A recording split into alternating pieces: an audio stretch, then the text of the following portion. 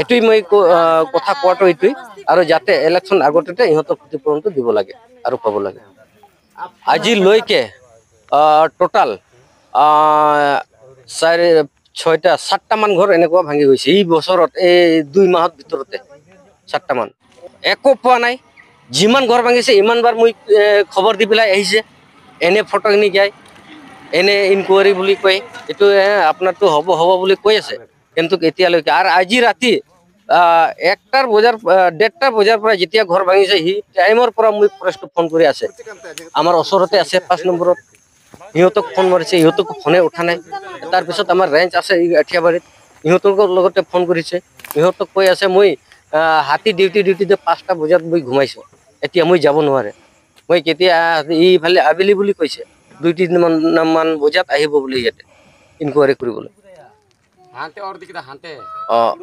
নমস্কাৰ। কিন্তু আকাৰো মই 2 দিন আগতে এনেকুৱা ঘৰ ভঙাই দিছিলে, মই লিখিত আকাৰত ফৰেষ্ট ডিপাৰ্টমেণ্টক মই দিছো, আজি দিম বুলি, কালি দিম বুলি এনেকুৱা কৈ আছে, কিন্তু এতিয়ালৈকে এইটো দিয়া নাই।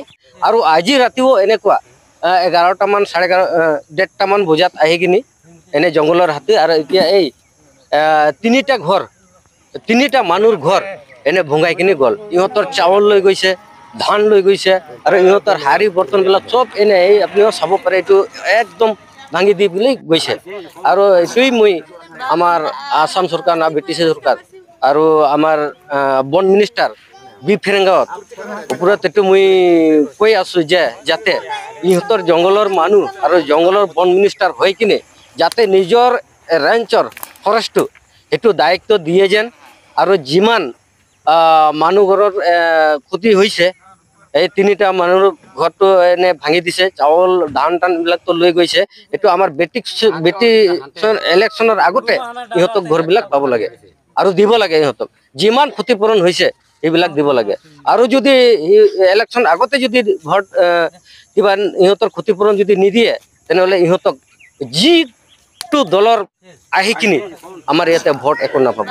আৰু ইহঁতক যদি আমাৰ ইলেকশ্যন আহোঁতে এতিয়া আমাৰ গাঁৱৰ মানুহবিলাক ৰাজ্য হৈ জমাখিনি আৰু ইহঁতক ভোট ল'বলৈ হ'লে আহে, কিন্তু এতিয়া হাতীৰ হিচাপ লৈ আছে, কিন্তু মানুহৰ হিচাপ কিয় নলয়?